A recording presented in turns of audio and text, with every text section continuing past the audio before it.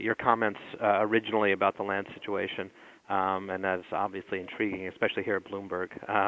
So I guess you see him as as Bernie Madoff on a bike. Is that a fair comparison? I was trying to think of sort of a quick way to condense all the evidence and implications of this level of betrayal of trust, and that's how it struck me. Yes. I mean, can you just talk about that? How significant is this? I mean, can you think of anything else in your memory that compares to this in the sporting world or another world? Well, I think that you go back to Pete Rose, and it took him 14 years to figure out what everybody else figured out in the course of 2 or 3 months as the evidence began to pile up, and Armstrong's operating on that with that same level of sort of fogginess in terms of reasoning. I think it's the level of self-absorption that, and frankly the mean-spiritedness with which he has defended himself and castigated others over, more than a decade, makes an impression that's not that's pretty bleak for the human spirit.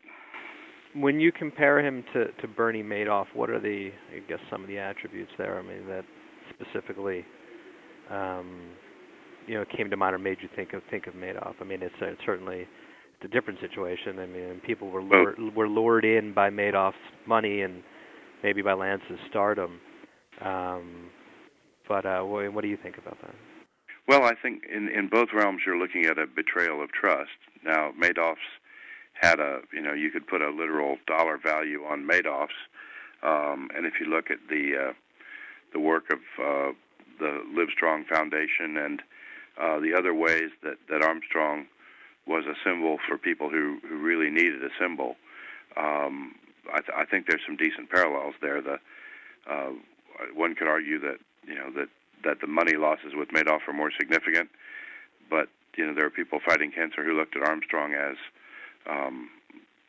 as an inspirational figure, so they were dealing in a realm more significant than merely money, and so to a tarnished hero is sort of a double damnation, because people look for a need, and the media often provide people who are deemed to be heroic figures, and then when that gets stood on its head, there's really quite a loss there.